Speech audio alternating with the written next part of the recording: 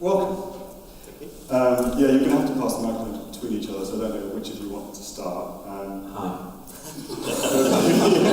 Thanks for that, Chris. Maybe when we're ready, you will start off by you guys just introducing yourselves and the companies that you work for, and then we'll move on to slide number 1, which involves this slide. Okay. So I am Dave Greasley. Thank you for the introduction. Run a company called Side by Side, design studio, creative strategy, mainly branding, based just outside Kelham Island, and been working on this project now for a couple of years. Our studio is quite a small studio. We grow quite organically as the various projects come in. So at some points we're 3 or 4, and at this point we've been up to sort of 20 plus. So that's a little bit about me. Is that 20 as side by side, or 20 as including all of the collaborators? Which who are on screen in front of us? Some great people who we've brought in, and the main one that we're going to be talking about tonight is our collaboration with Nimble. But as a wider project, some great names up on the board here who we've been working with for the last 2 years, who've really brought this project to life and have been absolutely vital. Very much best man for the job. Yeah. And they're mainly Sheffield companies? Absolutely all of them, other than the Indian Type Foundry, who worked with us to create a bespoke range of 7 Indian fonts, which has been an amazing project to work on. Yeah, very local. Alright, well let's go to Chris then. Maybe introduce Nimble. Yeah, hi everyone. So I'm Chris Roberts, the CEO founder of Nimble Approach. So we put together the sort of elite product and technology specialists in the region, and we sort of curate teams to deliver some sort of product or digital experience, often very user/service design led. Okay, alright. Well, on that note, let's go in the right direction and talk about the client. Taro Pumps. They have been going since 1956. They are an Indian pump supplier. So pumps out in India are absolutely vital to day-to-day living. So that it's just like us having a boiler. If you want water, you've got to pump it out of the ground yourself. This project itself covered brand, interior and digital. It was a huge 2-year undertaking. Biggest project I've ever worked on, and this is a little map of where they're based in India. So they've got 1 big central hub. I think it was 4 factories, 20 warehouses, 100 service centres and 1,200 franchise dealerships. So imagine 1,200 subways. Yeah. And there's 1 billion people in India, which is just crazy. And they make 1 million pumps a year. And they came to us with the goal of doubling the profits within 3 years, which is a crazy goal. Right. Stretch target. Absolutely, but the person who's running it has got his head screwed on right, hasn't he? And he's an amazing businessman, so I think he'll pull it off. And these are the kind of challenges that you were dealing with, is around branding. Branding in particular. I'm not sure if anyone's been to India, but it's a very full-on place for branding. Very busy. The shops themselves are not what we see over in the sort of Western world. It's more like fill your shop as full as you can. And projects around the problems around the actual deciding on how to sort of order a pump, very, very difficult. So a customer will come in and take usually about 45 minutes, filling in lots of forms, getting out a big old instruction manual of very different pumps, and very lengthy process. I'll pass over to Chris to talk a little bit about the tech side of this.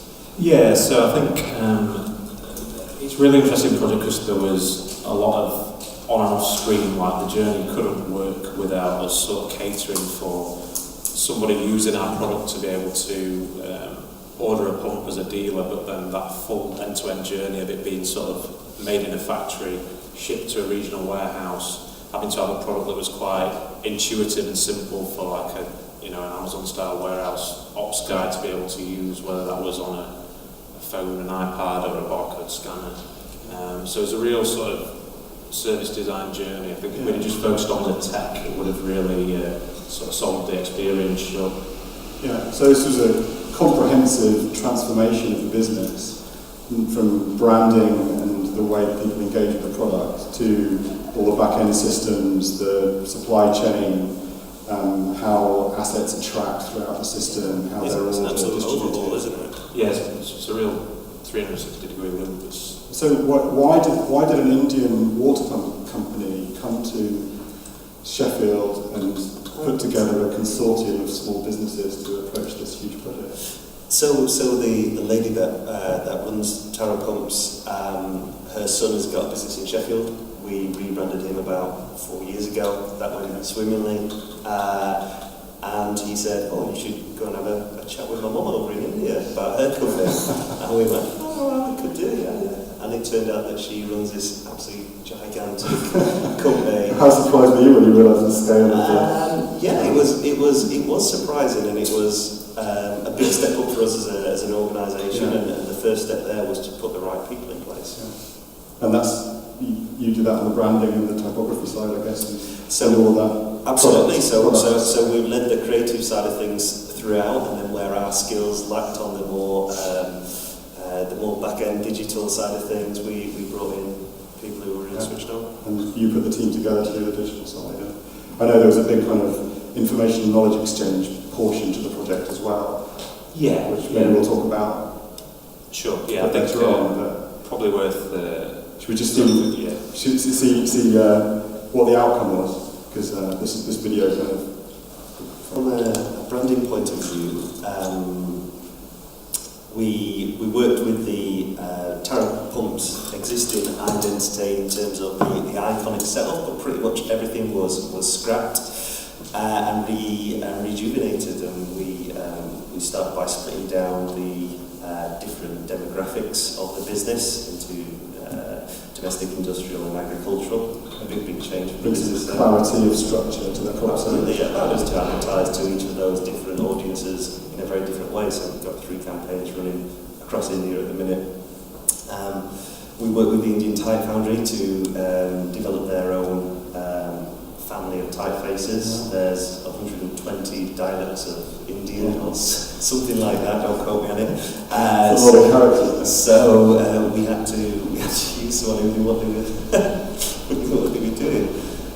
In terms of the branding side of things, packaging, there are 960 different types of pumps, which you'll see very complex then when you're actually going to pick the right pump for the right job. But we got to sort of add our design style to that.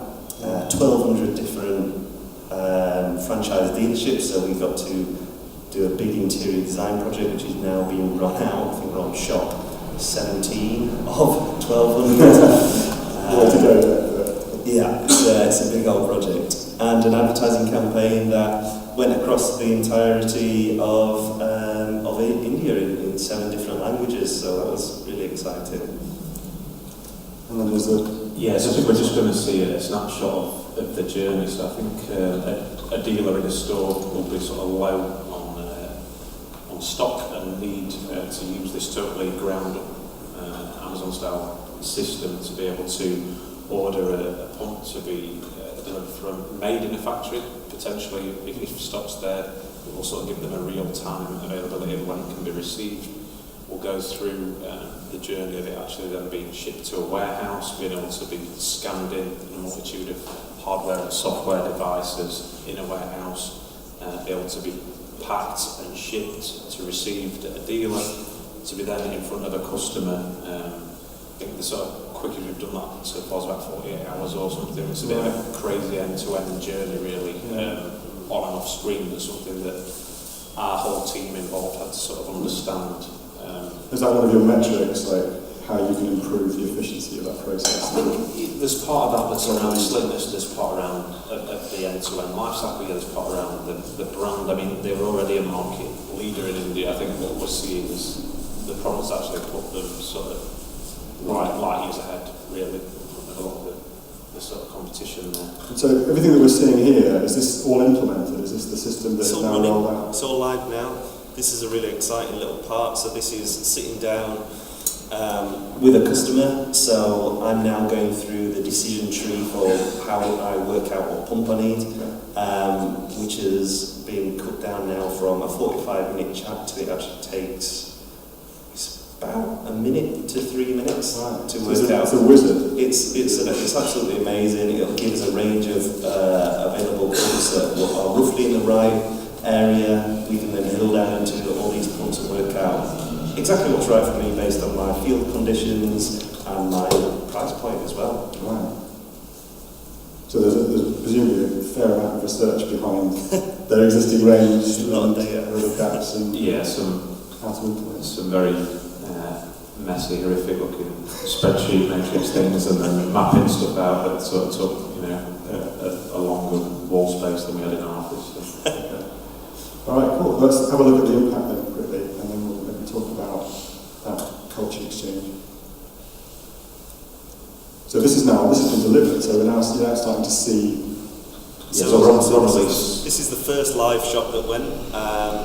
Sales in said shop went from 25% conversion rate to 75% almost overnight. The speed of making a sale, as I said, has gone down from 30 minutes to 3 minutes, which is saving all sorts of time. This is it's the national press, wasn't it? The national press. Website visitors up by 50% and incoming calls are up by 450%. So it's had a real big. And this is us having some beers after the launch day, which were well needed. Yeah, so delivered actually in October, so it was a custom built. I think we started in May when we actually got off and running, so very lean, agile. Right, so you're involved, started in May, yeah, and the product was delivered. Mid-October, so we're on like the true style of what we believe in. Yeah. That's what we preach with agile. We're on like the end of the third release now, so it's just keeping with the priority to get rolled out, to start getting some value, get your feedback from your users. So October was the first release. But have you been doing We're dropped since? a live data, but as far as chunked up releases, it's coming towards the end of the third release of features now. Okay. And that's a collaboration between you guys, people here, and developers in India, some of whom are in the room. Yeah, we've got Sasi and Ramesh, who are part of our code camp there, who we'll talk about shortly. Okay, yeah, so tell me about how that works. Yeah, so I think Taro got an in-house IT team, a really talented team, but maybe with some sort of legacy skills. So we saw an opportunity to get some time as part of delivery, as almost like a byproduct, to upskill them in the latest versions of both .NET Core and Angular, which was the sort of main back-end and front-end languages that we'd sort of use for it. So there's a lot of pair programming, a lot of teaching them about test first, like a lot of test-driven development practices, and also, I guess, a lot of learning about each other's culture. And I think part of coming to Sheffield, and I notoriously think this, but I never know if I'm biased about it being such a friendly city and quite welcoming, and the guys we've understood a lot more about them and their sort of way of life than they have here. They've just experienced snow for the first time a couple of weeks ago. So nice experience. I look forward to talking to you guys after this and finding out what it was like. Right, let's leave it there, because that's a great project. Thanks very much for coming on and telling everybody about it. Ladies and gentlemen. Thank you.